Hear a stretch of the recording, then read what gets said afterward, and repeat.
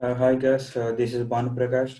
Today we're going to talk about AWS RDS, how we can launch AWS RDS instance. Before that, like when in any cloud, if you take, these are the main category of options available, like compute, storage, network. So in the previous video, we have seen what is compute and how we can launch GCP instance in the AWS. Today we will talk about how we can launch a database in the AWS. So in the RDS is the service provided by AWS to launch databases. And let's look at now. Just log into the AWS console using this URL aws.amazon.com and sign into the console.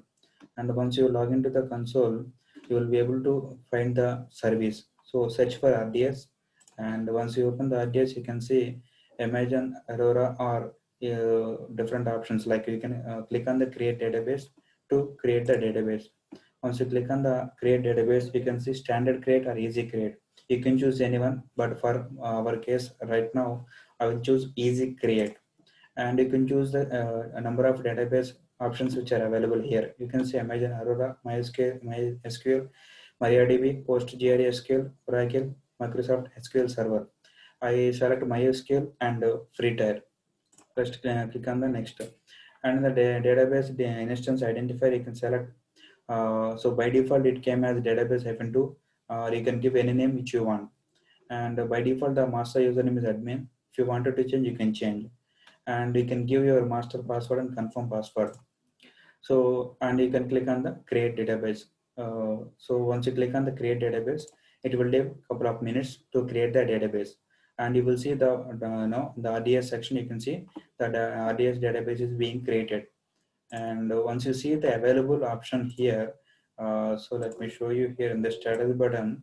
If you're able to see available means, that means the RDS instance is ready and you will be able to connect to that. So you just wait until the RDS instance is ready like that.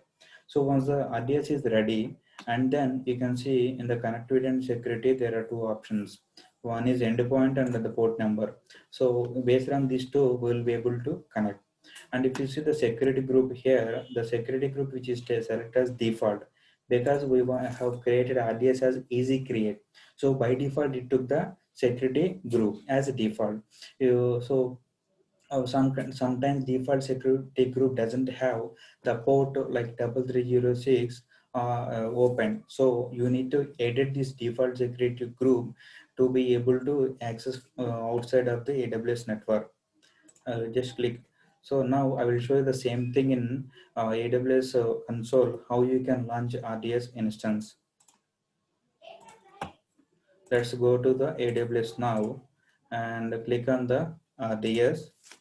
And once you click on the RDS, there is an option to create the database. So just click here, click on the create database and select the easy create. Once you select the easy create, select MySQL. And once you select MySQL, you can leave it as database identifier name as it is, and you can give I leave admin username, and password I give something else. So you can give as per your convenience and click on the create database. So it will take a couple of minutes to create the database. So you can see a couple of other database also I have created previously. Those are in the available state. The newly created one is still in the creating stage. It's not fully created yet. So this instance is still in creating state, and I wanted to connect to this RDS instance once it is available. But to connect to the RDS database, I need a client. I have created a database called MySQL, like MySQL. To connect that, I need a MySQL client. Since I don't have anything right now, I will launch another EC2 instance Ubuntu, and in that I will install MySQL client so that I can access the database from MySQL client. Now click on the running instances, and you can see one instance is already running which I have created for some other purpose. I will click on the launch instance and I will launch a Ubuntu right now, and I will search for Ubuntu, and the Ubuntu I will select 16. You can choose any version, but I prefer to choose 16. I will take the free tier eligible and click on review and launch because I wanted to skip all the previous sections. I will select the Linux security group and click on the review and launch. and then I will click on the launch. I have already created a key pair, so I'll select that one. If you don't have, you can select, you can create a new one using the create a new key pair option, and click on the I acknowledge and launch instances. And it is being launched. Let me see what is the status. You can see the status is pending. I will keep the tag Ubuntu, and it is my SQL client which I'm going to install in that. So meanwhile, I wanted to open the Git bash because I prefer to connect to this Ubuntu instance using Git bash. I will open the Git bash now. So I will navigate to the downloads folder where I have kept my key pair. So the instance is running. Now I will connect to this instance using this command. I copied that command and pasted in this thing. Now, yeah, I think the instance is not yet ready. I will retry again. Yes, it is ready now. Oh, something problem. Yes, it is able to connect. I will switch to root, and then I will refresh the repositories first, and then I will install MySQL client command. So I think the refresh is getting ready, almost finished. Yes, almost it is finished. Yes, now I will run install MySQL client command -y. Now it will install MySQL client in couple of seconds, so that I can connect to using this client to the RDS instance which I have created in the AWS RDS. You can see MySQL client is installed successfully. Now I'll keep this instance as it is, and I'll go back to the AWS RDS console which we have created. So here, if you see, let me refresh and see. Yeah, I think it is not fully ready. It might take a couple of more minutes because it is still in configuring enhanced monitoring stage. Now it is in the backing up stage. So looks like it is doing all the background activity, and it might take couple of more minutes. Yeah, if you see, it is still taking some more time. So we have other database like database 1, database 2, database 3, database 4. So those, since those are in available state, we can even connect to those instances. Yeah, so in the this list of database instances, we can connect to anyone. Since the database -4 is taking some more time, I will connect to the database -3. Let me open database -3, and you can see the summary.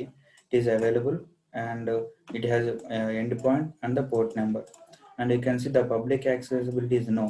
So I wanted to verify it has the open port of 3306 or not. So I will see that, and since if you wanted to modify, you can click on the edit inbound rules. If you click on the edit inbound rules, you should be able to see, yeah, since it doesn't have that rule, you can give all the traffic if you don't have any idea. You can by default give any traffic, or you can give only 3306 port as well. That's up to you. For now, I will give any traffic, and I will keep from anywhere so that I can connect from any server. For more security, you need to filter it out much security in applying different kind of layers. But we will see those things in different session. I will save this rule. Now I can access this DS database, yeah, from anywhere. So I have this endpoint. I will copy this endpoint and go to the EC2 instance which I have created. Now I will type MySQL -u and username is admin, and -h hostname is the hostname I will enter, and I will put a command -p. So it will ask the password like ADMIN, and I will give my password. So if you see, it is able to connect to the MySQL database which you have created in the AWS yeah, RDS. Now I will show databases. So if you run a couple of commands, it will be able to list the databases in the RDS instance which you have created. And if you wanted to use some database, you can use like this. And if you are done with that, you can click on exit and you can come out of that. So as of now, we have seen how to create the RDS database in the AWS. And at the same time, once your action is done, you can delete this database. You can go to the actions and click on delete, and you don't need to create a final snapshot. So remove that. You can click on I acknowledge and type delete me, so that the delete option will be enabled. You can click on the delete. Yeah, thank you.